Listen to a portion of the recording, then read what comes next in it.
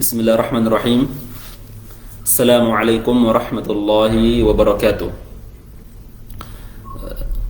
Innal hamdalillah nahmaduhu wa nasta'inuhu wa nastaghfiruh wa na'udzu ilaihi wa natubu ilaihi min shururi anfusina wa min sayyiati a'malina.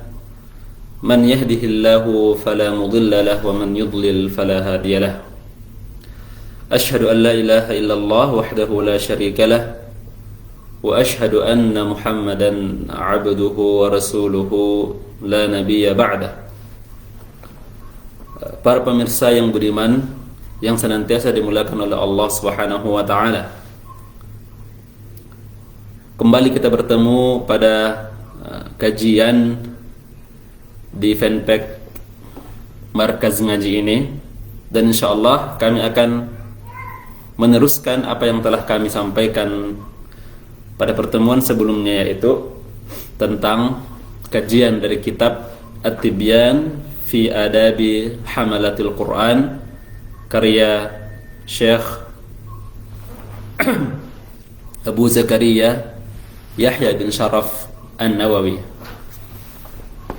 Dan kami memulai kegiatan kami yang sebenarnya tahsin Al-Quran itu dengan pembacaan kitab ini adalah untuk bagaimana supaya kita bisa mengamalkan adab-adab membaca Al-Quran terlebih dahulu, ya. Karena judulnya adalah At-Tibyan fi Adabi Hamalatul Quran, yang artinya adalah penjelasan tentang adab-adab bagi para pembaca Al-Quran, ya. Hamalatul Quran itu maksudnya orang yang membawa Al-Quran dalam dirinya, baik itu membacanya dan menghafalnya dan juga mengamalkannya. Dan kita telah sampai atau kita telah mulai di bab pertama, yaitu bab tentang fadilah membaca Al-Quran dan menghafalkannya. Dan kita telah sampai pada hadis yang diriwayatkan oleh Abu Umamah Al-Bahili, di mana Syekh menulis dalam kitabnya, wa an Abi Umamah Al-Bahili radhiyallahu anhu qala sami'tu Rasulullah sallallahu alaihi wasallam yaqul. Dari Abu Umamah Al-Bahili radhiyallahu anhu berkata bahwasanya saya mendengar Rasulullah sallallahu alaihi wasallam bersabda, Iqra'ul Qur'an fa innahu ya'ti yaumal qiyamah syafi'an li ashabihi. Bacalah kalian Al-Qur'an, kata Nabi sallallahu alaihi wasallam, karena sesungguhnya ia akan datang pada hari kiamat memberikan syafaat, memberikan pertolongan bagi orang-orang yang senantiasa membacanya. Li ashabihi di sini artinya adalah secara bahasa bagi para kerabatnya atau bagi para orang-orang yang bersahabat dengannya, li ashab, orang-orang yang senantiasa berinteraksi dengan Al-Quran, baik itu dengan cara membacanya atau menghafalnya dan terlebih lagi mengamalkan isi kandungannya. Rawahu Muslim, hadis diriwayatkan oleh Imam Muslim, ya. Sebelum melangkah ke syarah hadis, kami ingin menjelaskan satu persatu. Abu Umamah Al-Bahili adalah seorang sahabat Nabi sallallahu alaihi wasallam yang mempunyai nama asli Sudai bin Ajlan. Beliau berasal dari kabilah Bahilah, sebuah kabilah di negeri Arab pada saat itu yang merupakan kabilah yang sangat masyhur. Lalu beliau radhiyallahu anhu mendengar dari Nabi sallallahu alaihi wasallam langsung perkataan sabda beliau, Iqra'ul Qur'an, bacalah dari kalian Al-Qur'an, ya. Dalam beberapa ulama menafsirkan Iqra'u di sini adalah ihfazu. Namun sebelum kita melangkah ke syarah ihfazu, menghafal, kita syarah dulu Iqra'ul Qur'an, bacalah Al-Qur'an. Di sini Nabi sallallahu alaihi wasallam memberikan semangat, memberikan dorongan memberikan penyemangat bagi para kaumnya, bagi orang-orang Islam yang mengikuti jejak Nabi Shallallahu Alaihi Wasallam untuk senantiasa membaca Al-Quran. Ya. Membaca di sini jamaah sekalian, para pemirsa sekalian, adalah bagaimana kita membaca Al-Quran itu dengan baik dan benar sesuai dengan kaidah tajwid. Jadi ketika kita mulai untuk membaca Al-Quran, kita lihat diri kita. Apakah kita ini termasuk pemula dalam membaca Al-Quran atau memang sering membaca Al-Quran? Kalau sering membaca Al-Quran dan tajwid kita sudah bagus, alhamdulillah, silahkan lanjutkan apa yang telah kita mulai dan apa yang telah kita amalkan setiap harinya. Namun kalau diri kita ini masih kurang dalam membaca Al-Quran, baik itu dari segi interaksi karena minimnya waktu kita atau minimnya kesempatan kita dalam sehari itu membaca Al-Quran, atau baik itu diri kita ini masih sangat kurang dari sisi tajwid, atau masih kurang dari sisi bagaimana menerapkan bacaan Al-Quran dengan baik dan benar itu sesuai makhraj, maka disinilah Rasulullah SAW memberikan penegasan Iqra'ul Quran, bacalah Al-Quran. Dan di antara hak yang harus kita penuhi dalam membaca Al-Quran adalah memenuhi hak bagaimana kita melafazkan huruf-huruf tersebut, huruf-huruf Al-Quran sesuai dengan tajwidnya, sesuai dengan makhrajnya. Yu'ti kullal huruf haqqaha wa mustahaqqaha, memberikan setiap hak dari huruf tersebut dan setiap hak yang ada padanya. Dari sisi makharijnya, setiap huruf harus keluar dari makhraj atau tempat keluar yang tepat, atau dari sisi hukumnya, ya, dari sisi hukum apakah ini dibaca izhar atau inikah dibaca idgham atau dibaca ikhfa, dan matnya ini dibaca berapa harakat, 2 harakat atau 4 harakat dan sebagainya. Itu kita sebagai orang muslim yang ingin mencontoh Nabi SAW harus mengetahui hal-hal tersebut. Fa innahu ya'ti yaumal qiyamati syafi'an li ashabihi, karena sesungguhnya Al-Quran itu akan datang pada hari kiamat memberikan syafaat bagi orang-orang yang senantiasa berinteraksi dengannya. Ya, Al-Quran akan datang pada hari kiamat. Ketika kita lihat Al-Quran pada hari ini di bumi ini adalah merupakan benda mati yang berisi lembaran-lembaran, dan kita seolah-olah dengan benda tersebut kita membaca Al-Quran, kita harus memberikan dalam diri kita itu sebuah perasaan bahwa ini bukanlah benda mati, namun ini adalah kalam Allah Subhanahu wa ta'ala yang kita baca, merupakan surat dari Allah Subhanahu wa ta'ala kepada para hambanya, kepada para makhluknya di dunia ini. Karena Al-Quran merupakan gizi rohani kita, merupakan gizi yang kita butuhkan bagi rohani kita. Jikalau makanan itu merupakan gizi bagi jasmani, makanan yang ada di dunia ini dan minuman yang ada di dunia ini merupakan gizi bagi jasmani kita, bagi tubuh kita, maka Al-Quran merupakan gizi bagi rohani kita. Karena ini merupakan kalamullah, perkataan Allah Subhanahu wa ta'ala yang diturunkan kepada Nabi Muhammad melalui perantara malaikat Jibril alaihi salam. Maka pada hari kiamat nanti ia bukanlah sebuah benda mati lagi yang seperti kita tampak lihat di dunia ini, namun ia akan datang kepada kita. Ia akan memberikan kita sebuah perlindungan. Ia akan membela kita.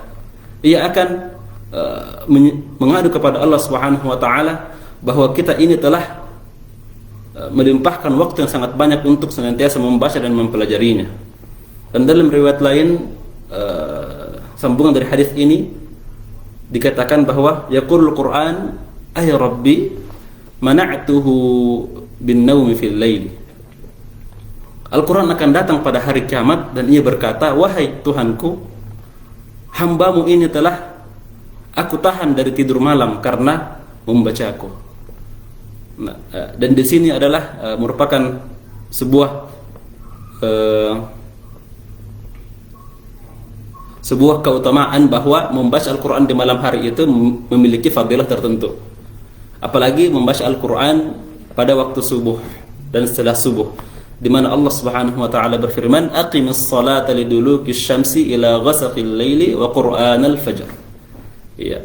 Dirikanlah salat dari tergelincirnya matahari sampai tengah malam, wa qur'anal fajr, dan juga bacaan-bacaan pada waktu subuh, pada waktu fajar, ya. Salat subuh dikhususkan dengan kata Quran, yaitu bacaan Al-Quran, karena pertama adalah salat subuh merupakan salat yang paling panjang bacaan Qur'annya, disunnahkan bagi imam untuk memanjangkan bacaan salat subuh, dan juga di situ merupakan waktu keutamaan kita membaca Al-Quran, dan juga waktu yang sangat baik bagi para penghafal Al-Quran untuk memulai hafalannya, yaitu waktu subuh. Ya, dimana ketika kita baru bangun tidur, ketika kita telah menunaikan salat subuh, di situ pikiran masih jernih.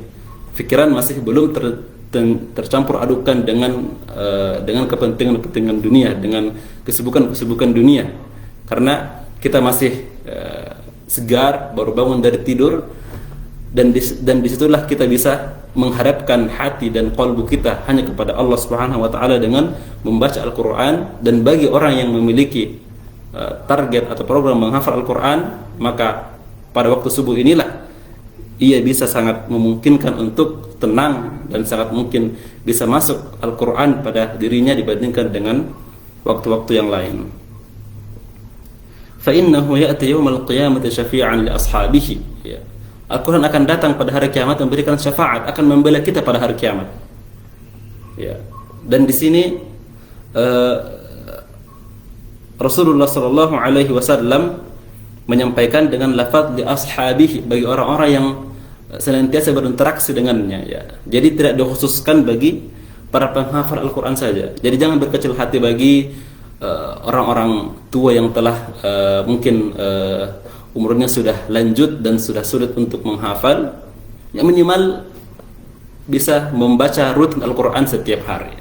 Karena barang siapa yang berinteraksi dengan Al-Quran, maka insya Allah baginya juga adalah mendapat kemuliaan ini li ashabihi, bagi orang-orang yang senantiasa berinteraksi dengannya. Ia akan mendapat kemuliaan syafaat dari Al-Quran, walaupun dia tidak hafal, namun dia tetap konsisten untuk membaca Al-Quran.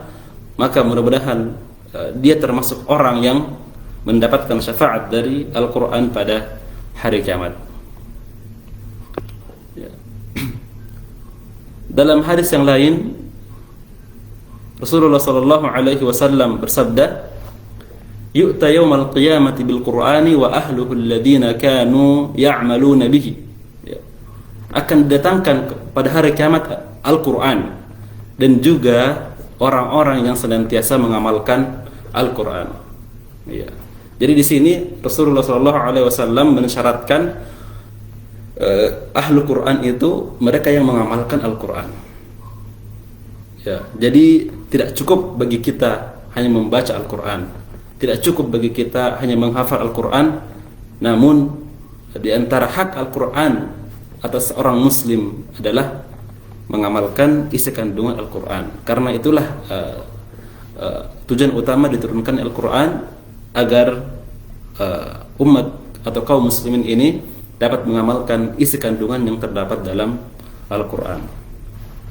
Baik, kita melangkah ke hadis selanjutnya. Ada dua hadis yang sangat berdekatan maknanya. Yang pertama, hadis dari Ibnu Umar radhiyallahu anhuma,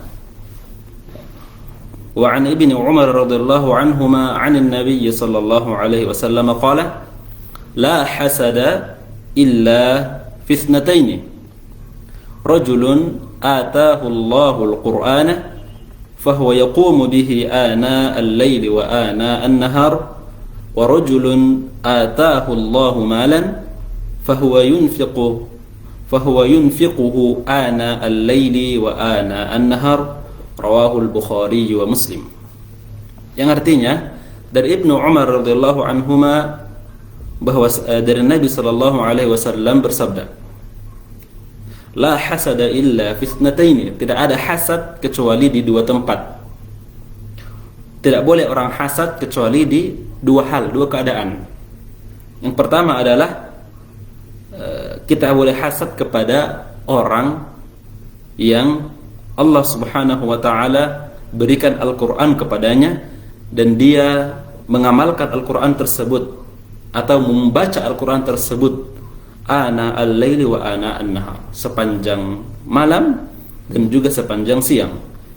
Wa rajulun atahu Allahu malan, dan juga boleh hasad kepada orang yang Allah Subhanahu wa taala berikan kepadanya harta, fahuwa yunfiquhu ana al-laili wa ana an-nahar, dan dengan harta itu orang tersebut menginfakkannya di waktu malam dan di waktu siang.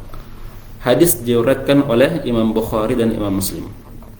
Hadis yang kedua yang tidak jauh beda dengan makna hadis tersebut, dari Abdullah bin Mas'ud radhiyallahu anhu, la hasada illa fi ithnataini, rajulun atahu Allahu mala fasallatahu ala halakatihi fil haqq, wa rajulun atahu Allahu hikmatan fahuwa yaqdi biha wa yu'allimuha. Ya, hadis dari Ibnu Mas'ud radhiyallahu anhu, tidak boleh hasad kecuali di dua tempat, yaitu kepada orang yang Allah Subhanahu wa taala berikan harta lalu ia menginfakkan harta tersebut kepada orang-orang yang membutuhkan di jalan kebenaran, fil haqq, di jalan kebenaran. Jadi ada syaratnya, yaitu menginfakkan di jalan kebenaran, yaitu jalan Islam, atau dengan kata lain dengan mengharap pahala dari Allah Subhanahu wa taala dan ridhanya. Wa rajulun atahu Allahu hikmatan, dan kepada orang yang Allah Subhanahu wa taala berikan kepadanya ilmu, dan ilmu ini ilmu adalah ilmu agama yang mencakup adalah Al-Qur'an, hadis dan sebagainya. Fahuwa yaqdi biha wa yu'allimuha, lalu dengan ilmu tersebut ia bisa memberikan yaqdi biha, ia bisa mengamalkan ilmu tersebut, ia bisa memberikan fatwa dengan ilmu tersebut, dia bisa menjelaskan kepada manusia tentang hukum satu perkara, ini halal atau ini haram dengan hukum tersebut, wa yu'allimuha, dan juga dia bisa mengajarkan ilmu tersebut kepada orang-orang yang lain. Hadis diriwayatkan oleh Bukhari dan Muslim juga. Ya, baik. Di sini Rasulullah sallallahu alaihi wasallam memulai hadisnya dengan perkataan la hasada. Iya. Namun istilah para ahlu lughah, para pakar bahasa Arab mengatakan bahwa al-hasad adalah at-tamanni zawal an-ni'ma an ghairi. Yani hasad adalah mengharap kepada orang lain supaya Allah Subhanahu wa taala mencabut nikmat tersebut kepadanya. Ini adalah hasad, ya. Jadi hasad merupakan perbuatan yang sebenarnya tidak boleh kita mengharapkan kenikmatan tersebut dicabut dari orang lain. Namun para ulama hadis, para pensyarah hadis menafsirkan perkataan Rasulullah sallallahu alaihi wasallam hasad di sini sebagai al-ghibtah. Al-ghibtah merupakan tamanni mithliha min ghairi zawaliha. Yani ghibtah adalah kita mengharapkan nikmat seperti orang yang lain juga dapatkan tanpa berharap bahwa nikmat tersebut dicabut darinya. Ini merupakan ghibtah, dan ghibtah adalah hal yang paling dibolehkan, hal yang dibolehkan oleh Allah Subhanahu wa taala. Dan beberapa ulama hadis mensyarah perkataan la hasada illa fitnatain dengan makna la ghibtata illa fitnatain. Ya, ini tidak ada ghibtah. Ghibtah adalah mirip hasad, tapi hasad yang tidak mengharapkan kenikmatan tersebut dicabut dari orang lain. Adapun hasad, kita mengharap nikmat tersebut dicabut oleh orang lain. Makanya banyak perkara atau banyak hadis yang melarang kita berbuat hasad. La tahasadu, janganlah kalian berbuat hasad, karena berbuat hasad merupakan hal yang haram dalam agama Islam. Dan di sini Nabi Shallallahu Alaihi Wasallam menjelaskan bahwa tidak ada ghibtah, tidak ada sesuatu yang manusia boleh harapkan dari orang lain kecuali di dua hal. Yakni kita tidak boleh mengharapkan, misalnya kalau orang lain memiliki harta yang banyak, harta yang melimpah, dan dengan harta tersebut dia berfoya-foya, dan kita tidak boleh berharap bisa seperti mereka. Atau orang yang diberikan kelapangan rezeki sehingga dia bisa berkeliling dunia, Islam tidak menganjurkan kita berharap seperti mereka. Atau orang-orang yang bisa mencicipi atau memiliki banyak rezeki dan dia bisa mencicipi berbagai makanan di daerah itu dan sebagainya. Ini merupakan Islam melarang kita untuk bisa berharap seperti mereka. Namun ada dua perkara yang dimana Islam sangat menganjurkan, Rasulullah sangat menganjurkan kita untuk bisa menjadi orang tersebut. Yaitu orang yang seperti apa? Rajulun atahullahul Qur'an. Rajulun yaitu seseorang yang Allah berikan kepadanya Al-Qur'an. Fahuwa yaqumu bihi ana al-laili wa ana an-nahar. Dan dengan Quran tersebut ia bisa membaca Quran tersebut, menghafal Quran, mengamalkan Al-Quran di sepanjang hari dan sepanjang malam. Ya, jadi kita di sini Rasulullah memberikan syarat bahwa orang yang mengamalkan Quran, orang yang menghafal Quran tersebut adalah orang yang juga bisa mengamalkannya dan bisa konsisten untuk memurojaah dan menghafal atau mengulang-ulang hafalannya. Jadi itulah yang kita harapkan dari setiap kita. Ya, kita bisa menjadi ahlul Quran, kita bisa menjadi orang yang pandai membaca Al-Quran, kita bisa menjadi orang yang menghafal Al-Quran dan juga mengulang-ulang hafalan Quran kita sepanjang hari, sepanjang malam. Dan itu adalah merupakan al-has dari Rasulullah SAW, yaitu dorongan dan dorongan dari Rasulullah SAW agar kita meniru agar kita menjadi orang yang seperti itu. Warajulun, dan tipe orang yang kedua yang boleh kita mengharap untuk menjadi seperti ia adalah rajulun atahullahu mala, yaitu orang yang Allah Subhanahu wa taala berikan kepadanya harta. Fahuwa yunfiquhu ana al-laili wa ana an-nahar. Dan dengan harta tersebut orang itu bisa menginfakkannya sepanjang hari dan sepanjang malam. Jadi obsesinya ia mengumpulkan harta, obsesinya ia mencari dunia bukan untuk berbangga-bangga dengan harta tersebut, tapi untuk menginfakkan harta tersebut di jalan Allah Subhanahu wa taala. Ya, walaupun di sini tidak dijelaskan fahuwa yunfiquhu ana al-laili wa ana an-nahar, dan dia menginfakkan di jalan apa tidak dijelaskan, namun dijelaskan di hadis yang lain sebagaimana yang kita sampaikan tadi, fasallatahu ala halakatihi fil haqq, yakni fil haqq, di jalan kebenaran, di jalan Islam, di jalan di mana Allah Subhanahu wa taala ridhai. Jadi orang tersebut mengumpulkan harta pertama bukan karena ingin bermegah-megahan, bukan karena ingin membangun rumah yang besar, bukan karena ingin mengumpulkan harta sebanyak-banyaknya dan bangga dengan harta tersebut, namun dengan harta tersebut orang itu bisa menginfakkannya, bisa bersedekah di tempat-tempat yang Allah Subhanahu wa taala ridhai, baik itu di masjid-masjid, kepada anak yatim dan du'afa, kepada fakir miskin, kepada yayasan-yayasan sosial, kepada markaz-markaz yang berdiri atas asas Islam dan memiliki komitmen perjuangan untuk mendakwahkan Islam ini kepada orang-orang. Jadi ini adalah dua perkara yang Allah Subhanahu wa taala atau Rasulullah sallallahu alaihi wasallam anjurkan kepada kita. Ya, Rasulullah sangat berharap bahwa umatnya ini bisa menjadi para pengusung Al-Quran, para pembawa Al-Quran, para pembaca Al-Quran. Dan juga Rasulullah SAW sangat berharap bahwa di antara umatnya ini ada yang memiliki harta yang banyak, ya, diberikan kelapangan oleh Allah Subhanahu wa taala dengan kekayaan yang banyak dan kekayaan yang luas, sehingga dengan harta tersebut dia bisa membantu dakwah kaum muslimin. Dan dua perkara ini merupakan pilar utama dalam membangun sebuah komunitas muslim yang ideal, yaitu isinya adalah orang-orang yang berilmu akan Al-Qur'annya, dan dia bisa mengajarkan ilmu tersebut kepada orang-orang, dan juga perkara tentang harta, ya.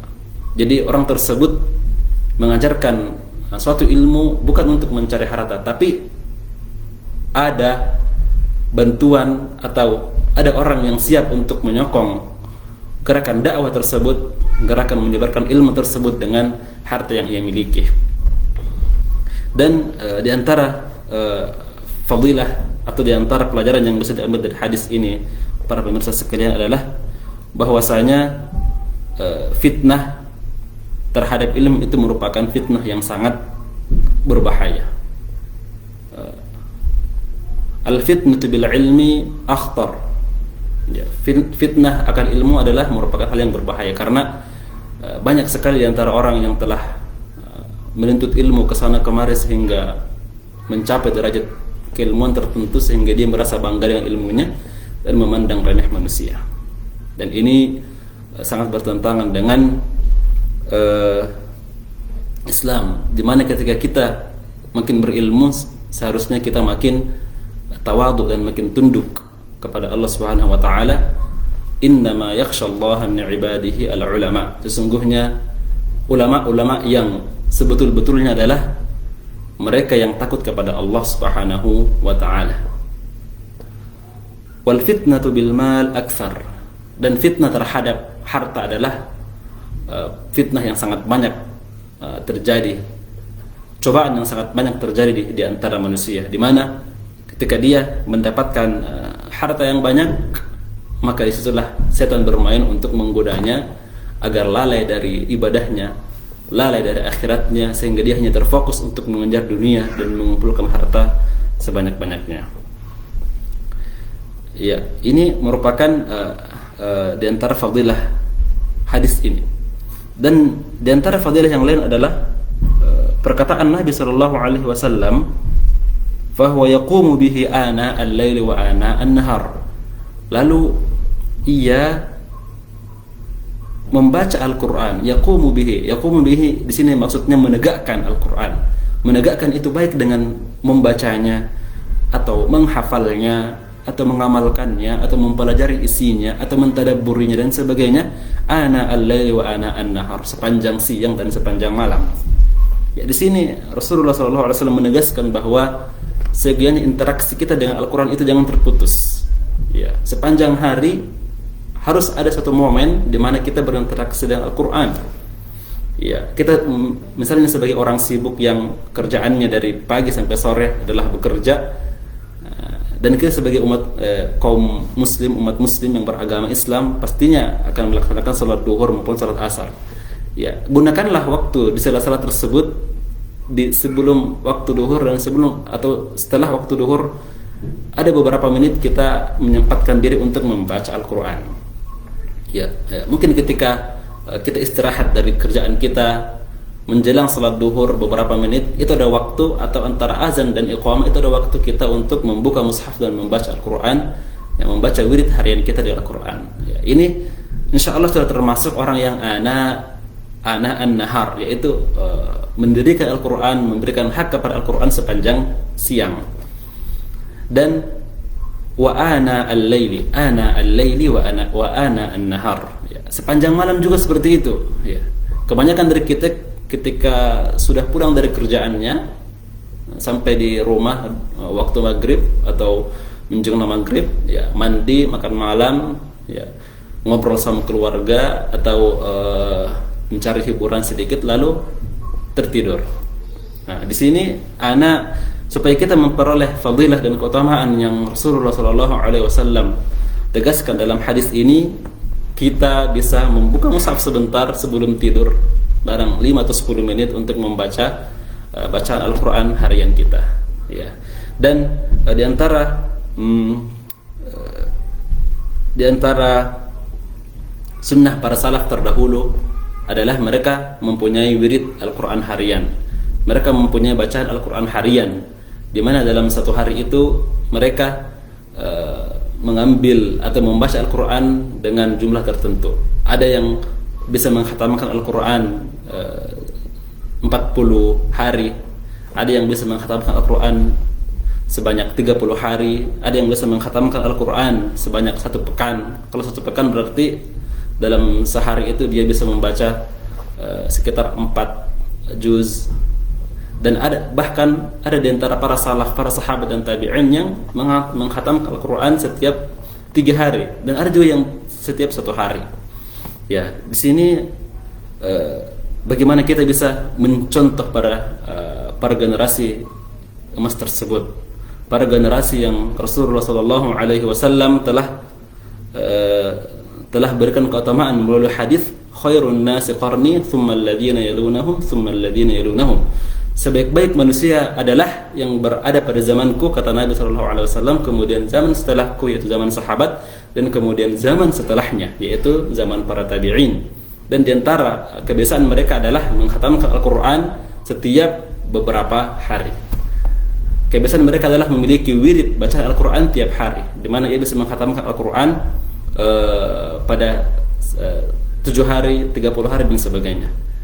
Dan sebagai langkah untuk bisa mencontoh para generasi salaf tersebut, dan juga sebagai upaya agar kita tidak dikategorikan sebagai orang yang menyanyiakan Al-Quran atau menghajar Al-Quran atau melupakan Al-Quran, adalah dengan memiliki wirid harian Quran. Ya, wirid di sini saya maksud adalah bacaan Al-Quran harian. Ya, kita bisa mulai dengan 1 juz 1 hari, atau paling tidak setengah juz 1 hari, sehingga dalam 2 bulan kita bisa mengkhatamkan Al-Quran. Ya, sebelum atau setelah subuh kita bisa membaca sekitar 4 halaman, dan ketika waktu duhur kita bisa membaca 2 halaman, jadi total 6 halaman. Dan ketika waktu malam sebelum tidur atau antara maghrib dan isya, kita bisa membaca lagi 4 halaman, sehingga total sudah 10 halaman, sehingga dalam 1 hari kita bisa menyelesaikan setengah juz. Dan bagi yang diberikan kelapangan waktu, bisa membaca lebih dari itu, bisa membaca 1 juz 1 hari, atau bisa membaca 2 juz 1 hari. Yang penting konsisten, dan kita berniat untuk memperbaiki bacaan Quran kita. Ya, itu yang terpenting. Jangan hanya membacanya, tapi juga harus berniat untuk memperbaiki bacaan Al-Quran kita. Di antara caranya adalah mencari guru yang bisa mengajarkan.